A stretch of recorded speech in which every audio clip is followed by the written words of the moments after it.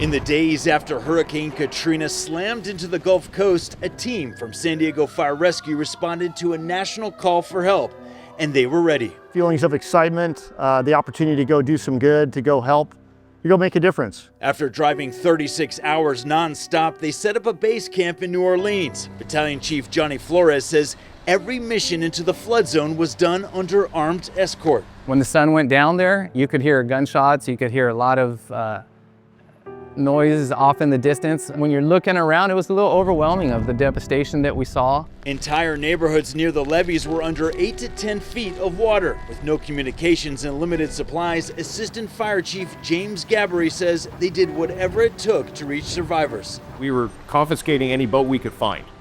And none of them had motors. We were actually in a boat and we were pushing our way through the water with a stick. They eventually got boats with motors, as you see here, and as they pushed deeper into the city, Captain Scott Fuller remembers seeing the overwhelming devastation from the air. I remember sitting on the back of a Chinook one time just thinking it was unfathomable how this would ever get corrected, how they would ever fix New Orleans and the devastation, because as far as the eye could see was flooded to the roof line. But amid the chaos, they made rescues that stay with them to this day. I remember going to this one house directly, and it was dark, there was no electricity. I just saw this elderly male. He was probably about 80 years old.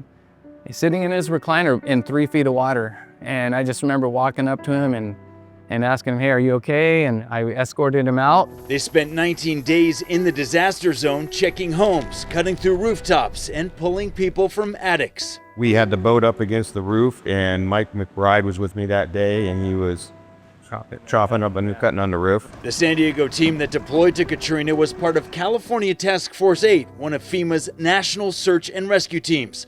Their work helped reshape how the country prepares for disasters. Now all 28 FEMA task forces are trained in water rescue. We were not set up for this type of incident.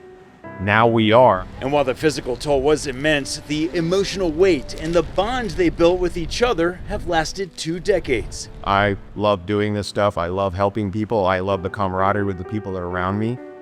So it gives you a sense of completeness and doing good.